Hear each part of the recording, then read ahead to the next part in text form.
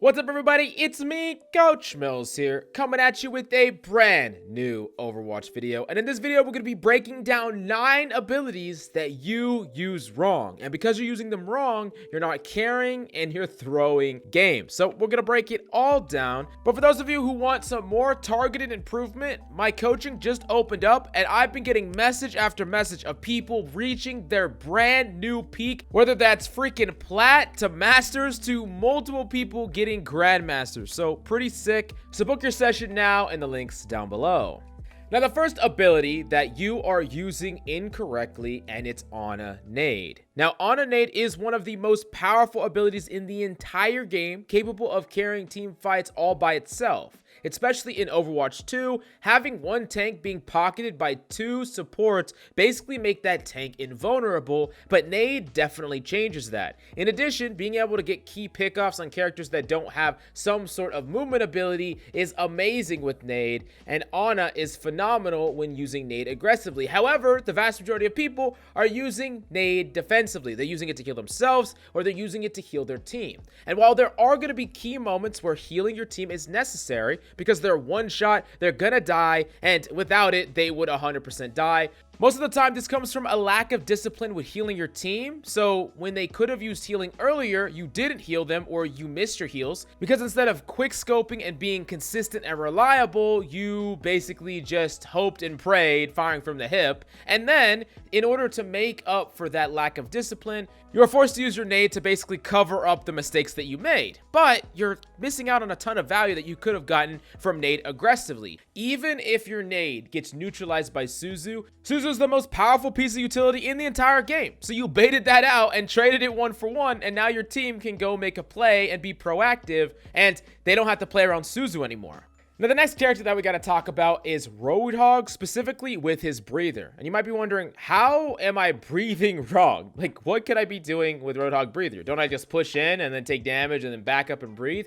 That would be the case if there weren't key things that can mess you up mid-breathe. Any form of CC or anti, nade, rock, Roadhog hook, and especially Orisa skewer. Basically, a Roadhog wants to position around natural cover and within a couple of steps from natural cover if he's going for a key hook off, because let's say you're up against an Orisa. A good Orisa will wait for you to use breather and then cancel it. Same thing with a Doomfist will try to punch you, or a Roadhog will try to hook you. So what you really want to do is you want to put yourself in a situation where you're turning the corner and you're popping that breather, so then you will not get canceled. And this is really, really important, because in the lower ranks and when players are less disciplined, they're not going to cancel your breather all that much, but as you start to climb on tank, it's going to happen more and more and more, and it's going to be one of the biggest things that is going to punish you.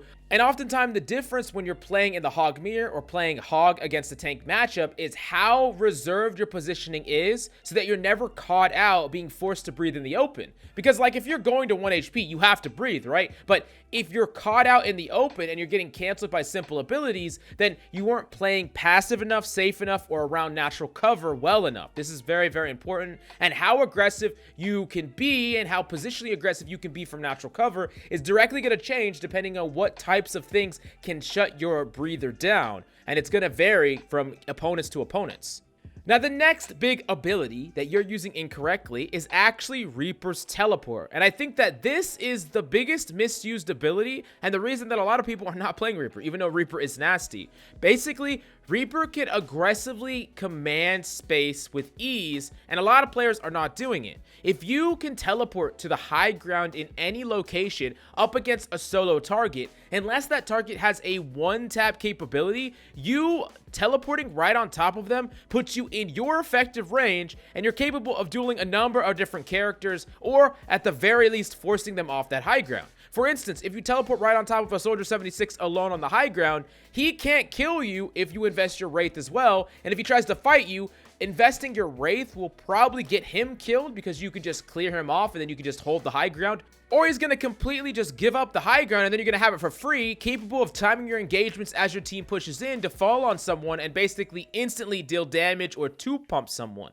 Reaper can aggressively take these positions, and oftentimes on Reaper, you need to be hyper aware of what enemies are on the high ground, when they drop, who stays up there, what key moments can you use in the mid-fight to aggressively take more proactive positions in the high ground, because having that instant form of mobility is so strong, and getting yourself in an aggressive position out of nowhere can help you set up for a play, command that high ground, and ultimately give your team a huge advantage going into the team fight. Now, the next character that we got to talk about in this video is definitely Lucio, specifically with amp, or speed boost rather. Now, this is the most common mistake I see when VOD reviewing Lucios, and they have a heal amp problem. What you have to understand about Lucio's speed boost is this is also one of the most powerful pieces of utility in the game. And note how I say speed boost, not amp up your heal, because amping up your heal is basically just doing what any support actually can do on a team, right? They can heal up your team, and they could do it with their primary fire, or they could do it with their abilities, but the speed boost is very important because it allows you to retreat when you have a disadvantage and press an advantage, capitalizing on key weaknesses in your opponent's team comp. Plus, when your entire team is moving faster, they're more threatening, they're more survivable because they're moving through open space faster. There's so many huge benefits with speed boost. So oftentimes, when you are in a position where your team is ready to engage, speed boost can press a bad position by the enemy team. Or instead of making it so you get one pick and then the opponent gets a pick back, and then you get one pick and the opponent gets a pick back, you get one pick, then you speed boost in, press that advantage, and close out the fight before the opponents have opportunities to get preceding picks. Lucio's speed is one of the greatest things to turn an advantage into a one-team fight out of nowhere, and far too often, especially when we see a Mercy meta or situations where Mercy is rezzing pickoffs, a Lucio is the perfect character to capitalize on that. Because one person dies, the Mercy goes into res. Right now, two people for a short amount of time are out of the fight. You speed in and you capitalize on that disadvantage. You go in and you get wipes. Now, yeah, they undid the pick, but at that key moment, you actually got another pick. It created more opportunity to get kills because the speed allowed you and your team to press that advantage. Super, super important, and do not amp up heal unless you absolutely need to, and the majority of the time, you should be doing a hybrid between speed and heal. Now, the next ability that we have to talk about in this video is definitely Zarya Bubble. Now, you might be wondering, how are you messing up Zarya Bubble? But I have been reviewing a couple of Zaryas recently, and in general, one of the biggest mistakes that Zaryas make right off the bat is they aren't getting consistent charge out of their bubbles, especially at the beginning when they really need bubbles to build up that charge. Because when you have a charge, Zarya is more threatening. You don't need to prioritize bubbling yourself to build charge as much anymore. You can just keep it up by bubbling and protecting your team, or bubbling your pushes and proactive plays. And because you do more damage, it's easier for opponents to actually charge you up, because it's much more likely they're going to shoot a Zarya that is doing damage rather than just getting flopped on by a zero charge Zarya beam. So initially, you might be wondering, how do you get charge on Zarya? And I think there's a couple of ways. The first way is to be overly proactive at the start. And this is double when you have two bubbles, because when you walk out of spawn, you go and press the enemy team, you can be overly proactive. Your teammates still have utility. You know, your Kiriko still has Suzu, your Ana still has Nade, your Lucio still has Amp, but whatever the case may be, you can afford to be a little bit more proactive than normal because your entire team has these cooldowns to bail you out if you get in a bad situation. On top of that, you still have two bubbles where you wouldn't want to use both of them, but if you had to, you could. And what you do here is you become hyper aggressive and hyper obsessed with a single target to the point where you're pushing, and then using that bubble as a reaction after you've pushed far past where you would normally be safe positionally, and that will typically get a response with a lot of charge. The other thing that you could do is actually push a little bit too far aggressively and then start your retreat and do something that makes you look desperate. You know, bunny hopping with your right click on the ground to basically go a little bit faster, or, you know, run away and like start to dodge or pretend to dodge. Do things that make you look like you're low resources, low health, trying to dodge enemy fire, but in reality, you're just trying to get enemies to shoot at you. And then the last thing that you could do is occasionally, this works only a couple of times, but occasionally stand still for a bit. This is a weird one, but especially if the opponents don't have any CC that can easily punish you, like a Roadhog hook. Basically, walking in one direction or starting to walk away, pausing for a second, making it so whatever bot aimers you're up against have the easiest possible time to line up some shots against you. Then you pop that bubble, you dip behind cover, you save up a bubble again, and now you're good to go with a high charge. Now, the next ability that we have to talk about in this video is definitely Tracer Blink. Now, I've talked about this a lot, where Tracer Blink is an ability that you want to conserve so that when you are close to a target, you have blinks to invest, right? You don't want to blink 3 times up to a target and then not have any blinks to trade for damage and duel that target, and then ultimately you have to recall back without ever getting to properly duel that person. Like, imagine fighting up against an Ana, right? Where she has both her sleep, she has her primary fire, and her nade. If you're fighting her with no blinks, it's almost impossible. But having 3 blinks up against her means that you can actually successfully dodge the sleep, bait the nade, and potentially still burst her down. So that's the huge difference there, and ultimately getting there comes down to patience and proper routing around the map. Now, that being said, the key thing I want to talk about in this tip is about getting proactive picks in the mid fight. And a lot of times tracers will shoot a little bit on one target, blink, a little bit on one target, dodge, a little bit on another target. But what I want to see you do a lot more on tracer is, if you're in a mid fight, like a crazy fight that is happening all over the place, I want you to choose one target that is isolated, low abilities, whatever the case may be. And instead of blinking all around and being a nat to a million person, invest all 3 blinks on that one person. Even in a complex fight, the goal here is to blink, deal damage, blink, deal damage, blink, deal damage, melee, and then recall and secure that kill. The idea is that you 100% get that kill, and instead of using all your blinks to just spread out damage along the battlefield, you're condensing all of the blink value and damage value that comes from the blinks on a singular target so that you can secure it and then recall away. This is incredibly important, and I understand that there will be opportunities in the mid fight to change targets, but you need a very deliberate reason to do so, because oftentimes the more value and the more impact you put on one target, the more likely you're going to bait out cooldowns, get their health low, and ultimately get the kill, rather than dividing it all into trash damage. Now, the next character that we have for you in this video is undoubtedly Doomfist. Specifically, Doomfist's Power Block. And this is one of the biggest ways that you can carry teamfights as Doom, because Power Block allows you to chain punch multiple people, do more damage, and it's going to allow you to get key pickoffs and bait out a ton of cooldowns. So, how are you using block wrong? Well, it's actually in getting the block, because a lot of Doomfists are using block purely as a protection tool, which it is good at, but it's important for you to understand that if you do not get power block consistently, you don't get it charged up, then the amount of proactive plays you can make and the amount of impact you can have over the course of the game is very muted. And it's really important that you get this block. So how do you get it? Well, there's several ways to do it. The first way is just to generally put pressure on the opponent, and put pressure in a way that you would often get a return amount of fire, in a similar way like you would a Zarya bubble. The second key way is by putting yourself in between spam fire by the opponent, and this can happen if your team is taking fire and out of nowhere you pop around the corner and pop your block.